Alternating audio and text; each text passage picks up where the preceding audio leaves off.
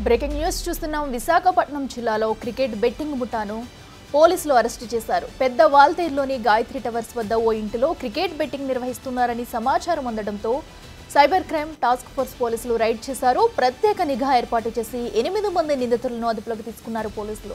45 లక్షల రూపాయల నగదు సీజ్ చేసినట్టు పోలీసులు వెల్లడించారు. దీనిపై మరింత సమాచారం మా ప్రతినిధి నాయుడు అందిస్తారు.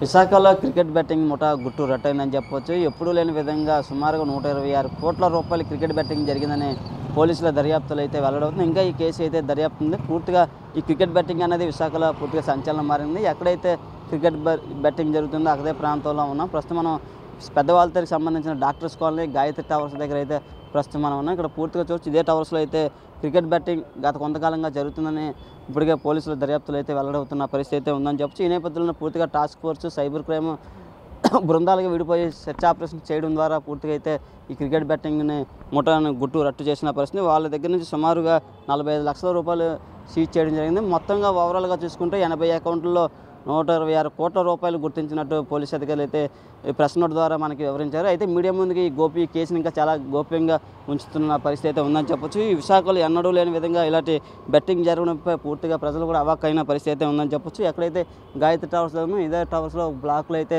ఈ బెట్టింగ్ గత కొంతకాలంగా జరిగినట్టు పోలీసుల దర్యాప్తులో వెల్లడైంది.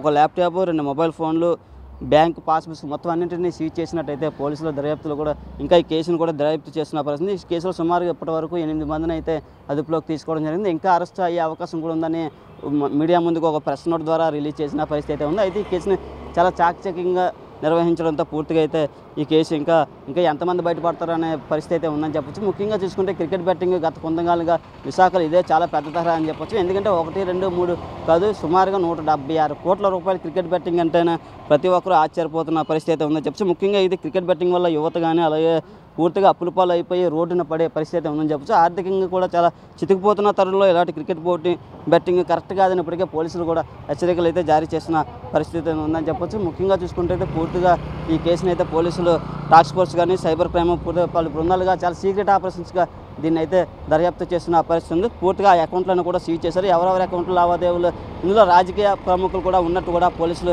గుర్తిస్తున్న పరిస్థితి అయితే ఉంది. ఎందుకంటే 80 అకౌంట్లు కూడా క్షుణ్ణంగా పరిశీలిస్తున్నారు. 176 కోట్లు అంటే ఒక మామూలు విషయం కాదని చెప్పొచ్చు.